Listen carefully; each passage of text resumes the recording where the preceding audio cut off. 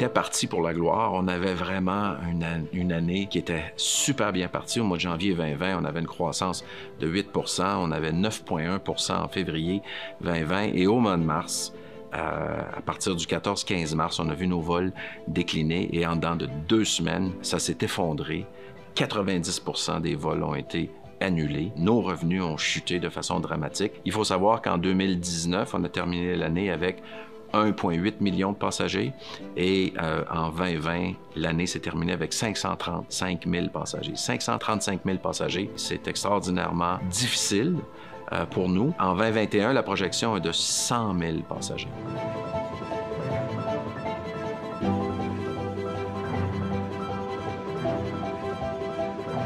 Les revenus de l'organisation ont été affectés de façon extraordinaire parce que pas de passagers, pas de revenus pour l'aéroport. Donc, pour nous, une chute de 90-95 % dans certains mois qu'on a eus, ça a été absolument dévastateur.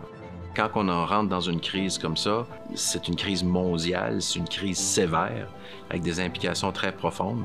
On se dit, bon, on se roule en petite boule, puis on attend, ou on se relève les manches, puis on décide de relever les défis, puis de s'attaquer à tous les éléments qu'on peut contrôler nous-mêmes.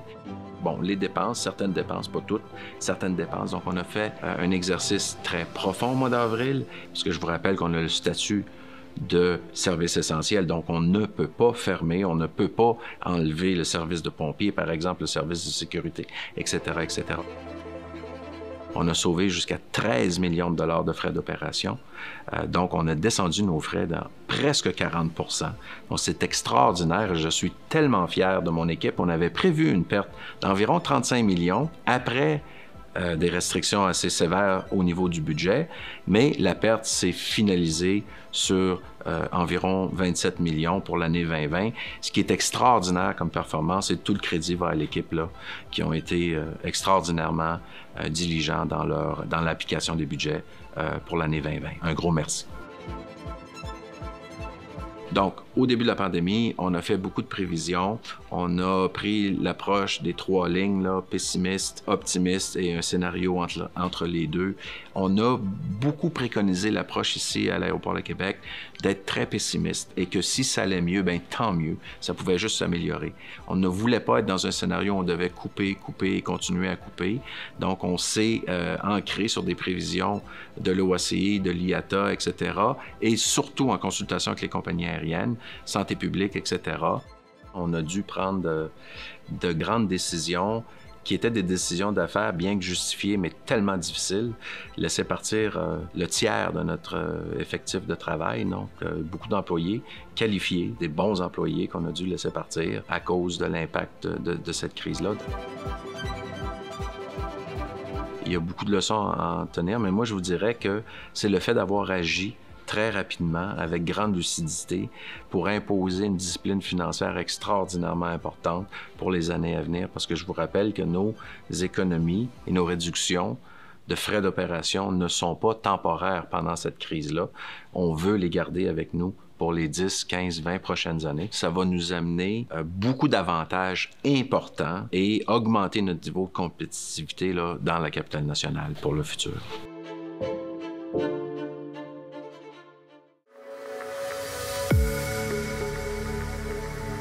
Un aéroport, c'est un outil stratégique de développement pour une région, un outil de développement économique. Donc, on doit prévoir l'infrastructure sur des horizons de 20 ans, de 30 ans, de 40 ans. Donc, on s'arme d'outils pour bien prévoir les besoins de l'aéroport dans le futur. On a profité de la crise en 2020 pour être capable de remettre à jour notre plan directeur. C'est un plan directeur qui nous donne un horizon de 20 ans sur l'infrastructure à venir dans l'aéroport. On s'est donné un plan d'investissement sur 10 ans aussi pour savoir l'infrastructure de l'aéroport, dans quel état elle est et combien de capital va être nécessaire pour maintenir notre obligation d'être très sécuritaire et aussi de prévoir la dégradation de l'infrastructure là, à plus long terme. On s'est donné un plan quinquennal de développement des affaires parce qu'on sait, après s'être donné un terminal, maintenant il faut se donner un plan de développement économique, de vraiment aller chercher des vols, c'est ce que les gens veulent. Donc ce plan-là est focusé après ma barre sur ajouter des dessertes à la Ville de Québec, donc connecter la Ville de Québec sur l'échiquier mondial au niveau économique. Donc, on a fait ça et on s'est même donné un plan de relance parce que la crise change la dynamique de l'industrie Et ce sont des répercussions qui vont se faire sentir sur plusieurs années.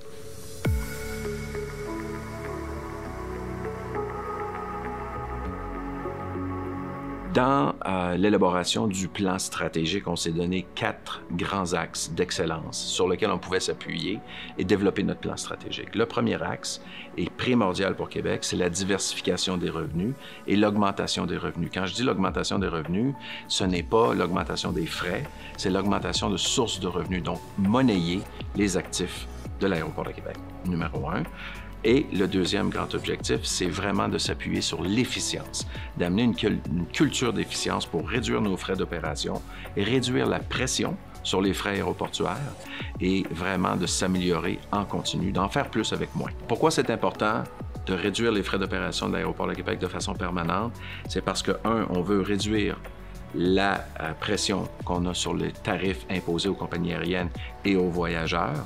Ça, c'est la première chose. La deuxième chose, c'est qu'on a besoin d'une grande rigueur budgétaire pour être capable d'avoir des économies, pas juste pendant la crise, mais après la crise. Ce qui va faire en sorte qu'on va sortir avec une dette cumulative beaucoup moins élevée qu'on aurait connue si on n'avait pas fait ces coupures-là. Le troisième axe, c'est miser et investir dans nos ressources humaines. On a une équipe absolument fantastique ici à Québec, très dédiée. Et le quatrième axe, c'est l'implication de la communauté en entier dans nos grands projets parce que l'aéroport est au service de sa communauté. Donc, c'est important de les impliquer dans le développement de l'aéroport. Je pense qu'on a eu beaucoup de sympathie, mais on a eu beaucoup de support également de la part de la communauté en disant comment on peut faire pour vous aider. Bien, nous, on a pris le pouls de la communauté, on a engagé tout le monde dans la capitale nationale à savoir quel genre d'aéroport vous voulez voir dans les 5 prochaines années après cette pandémie-là. Et ce sont des conversations qui se sont avérées non seulement importantes, mais qui se sont concrétisées en action dans un plan de relance concret.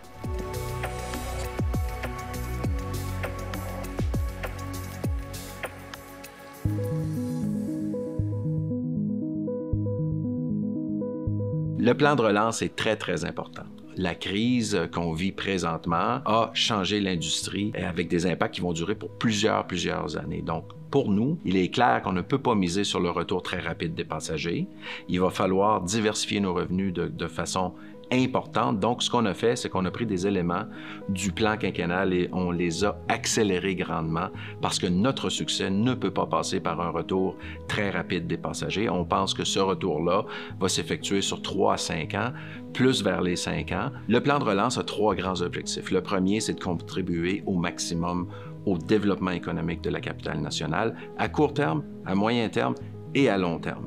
Deuxième objectif, on s'est donné de mettre les conditions gagnantes en place afin de pouvoir amener un maximum de vols sans escale pour servir les gens de Québec. Les gens veulent plus de vols, plus de destinations.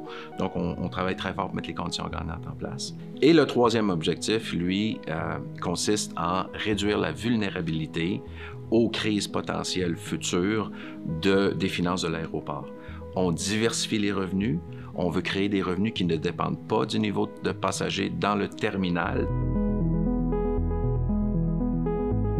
On s'est donné un plan de relance, 5 points stratégiques qui ont comme point central de faire augmenter la desserte et le nombre de vols à partir de Québec. Le premier point, c'est l'augmentation de la zone de chalandise. Le deuxième point, c'est de créer une plateforme cargo ici à l'aéroport de Québec. Le troisième point est un parc aéroportuaire sur le site de l'aéroport pour pouvoir monnayer les terrains de l'aéroport. Quatrième point, centre de prédédouanement, même si c'est un projet à moyen et à long terme, on ne le perd pas de vue, les gens de Québec le veulent. Et le cinquième point, l'augmentation de la desserte est régionale ayant comme point central l'aéroport de Québec. Donc, on travaille très fort là-dessus. Une zone de chalandise, c'est un principe fondamental en gestion aéroportuaire.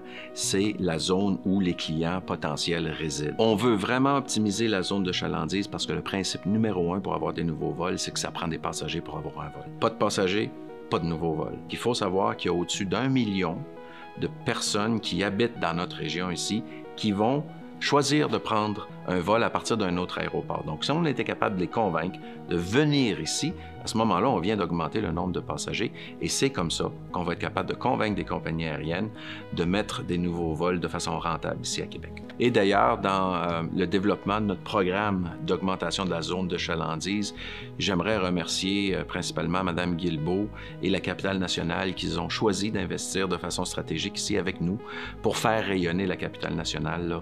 Donc, un gros merci de participer financièrement à nos efforts. Pour nous, le transport de marchandises, c'est quelque chose de très important.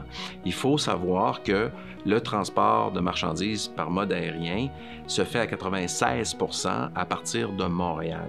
Et c'est pas qu'ici, on veut compétitionner Montréal, mais il faut vraiment penser quel genre de capitale nationale on veut. Et si on ne se donne pas les outils dont on a besoin pour être capable de compétitionner, au niveau global, on va avoir une situation de déficit ici importante. Donc, pour nous, d'investir dans une plateforme cargo qui va aider à rentabiliser les vols régionaux, qui va aider à rentabiliser les vols internationaux également, et qui va amener à Québec un niveau de compétitivité qu'on n'avait pas auparavant. Pour nous, se donner ces outils-là pour être capable de prendre notre place sur l'échiquier mondial, c'est super important et on a mis un plan de l'avant pour justement atteindre ces objectifs-là. La desserte aérienne régionale est très importante pour Québec. Si on veut de nouveaux vols, ça prend des passagers, c'est incontournable. Nous, on veut les connecter avec Québec, mais aussi avec des vols internationaux en partance vers les États-Unis, vers l'Europe. Et ça, pour faire ça, une desserte régionale forte va amener un flot de passagers ici à Québec pour alimenter ces vols-là. Il est important de se rappeler que les compagnies aériennes sont des compagnies à but lucratif. Donc, pour nous, de démontrer que installer un vol ici à Québec, ça va être rentable. Et nous, avec ce programme-là, on veut vraiment montrer aux gens du Bas-Saint-Laurent, de la Gaspésie, de la grande région de chalandise, qui est beaucoup plus que juste Québec, qu'on est à leur service également et qu'on peut les connecter sur l'économie mondiale pour qu'ils puissent eux aussi participer de façon à se développer économiquement. Au mois de juin 2020, on s'est fait interpeller par le ministre Bonnardel, le ministre des Transports du Québec, pour participer à la table ronde pour le groupe d'intervention sur le transport régional. On a dit présent tout de suite et on a contribué grandement à travailler avec eux en proche collaboration pour s'assurer qu'on ait un réseau de transport régional ici à Québec périn.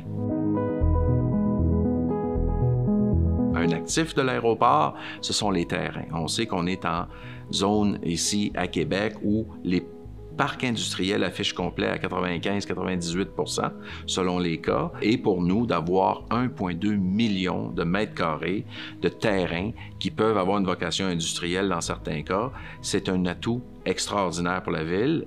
Donc, on veut aider à l'essor de la ville au complet. On veut diversifier nos revenus, qui va créer une source de revenus qui ne dépend pas du trafic passagers dans le terminal. On aide la Ville de Québec à se créer une source de revenus aussi avec les taxes municipales. Donc, c'est un projet qui est très bien reçu et je pense qu'on va être capable de créer plusieurs centaines d'emplois sur le site aéroportuaire ici. Un centre de prédédouanement, c'est un outil qui nous permettrait d'avoir accès au marché américain beaucoup plus rapidement, qui permettrait de nouvelles liaisons, qui permettrait d'avoir des impacts économiques pour le centre des congrès, par exemple, les hôteliers, le tourisme d'affaires, etc. Donc, d'ailleurs, 95 % des gens d'affaires de la Ville de Québec veulent ce projet-là. On continue de travailler fort pour avancer le projet pour qu'il soit réalisé dans un horizon à moyen terme.